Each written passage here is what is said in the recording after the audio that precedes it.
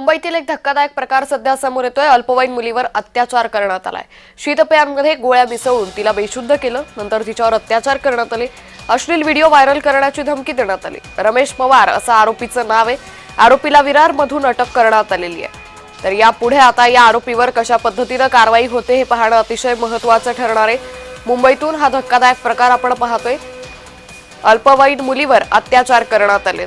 या संदर्भात अधिक माहिती घेऊयात आमच्या प्रतिनिधी पूनम धुमाळ यांच्याकडून।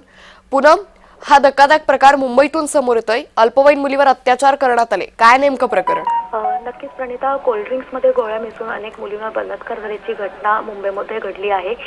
या प्रकरणी पोलिसांनी 45 वर्षीय आरोपीला 6 तासांमध्ये अटक केलेली आहे। कुरार पोलीस ठाण्याच्या अधिकाऱ्याने ही माहिती दिली असून या आरोपीचं नाव महेश पवार असं सांगण्यात आलेलं आहे।